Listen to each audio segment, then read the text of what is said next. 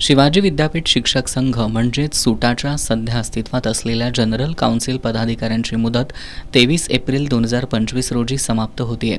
यापूर्वी या काउन्सिलची द्विवार्षिक निवडणुका होणं गरजेचं आहे. त्यामुळे ही निवडणूक घेण्यात यावी अशी मागणी सुटा बचाव संघर्ष समितीच्या वतीनं करण्यात आली आहे. सुटा संघटना स्थापन होऊन 50 वर्ष झाली आहेत. या कालावधीत दर 2 वर्षांनी संघटनेच्या निवडणुका पार पडल्यात. मात्र केवळ आता या वर्षातील निवडणुकांचा अपवाद ठरलाय.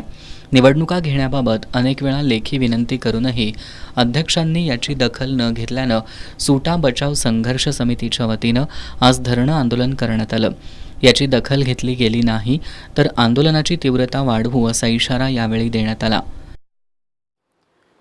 संघटनेच्या अध्यक्षांनी जाणून बुजून निवडणुका लावण्यामध्ये टाळाटाळ केलेली आहे आणि पुण्याच्या अप्पर कामगार आयुक्त कार्यालयाकडे अनावश्यक पत्रव्यवहार करून ते निवडणुका टाळण्याचा प्रयत्न करत आहेत. वास्तविक घटनेतील तरतूद आणि अप्पर कामगार कार्यालयाकडे केलेला पत्रव्यवहार याचा कुठल्याही प्रकारचा संबंध नाही. जुजबी कारण समोर करून ते निवडणुका टाळत आहेत. तर रितसर संघटनेच्या घटनेप्रमाणे निवडणुका व्हाव्यात या मागणीसाठी आम्ही या ठिकाणी धरणे आंदोलनाला बसलेलो आहोत. अचानक अध्यक्षांना स्वप्न पडलं की ही घटना चुकीची आहे आणि ती बदलली पाहिजे आणि कुठल्याही प्रकारचा लोकशाही मार्गाचा अवलंब न करता ते घटना बदलायला चाललेले आहेत आणि ती जी वेळ ती चुकीची आहे.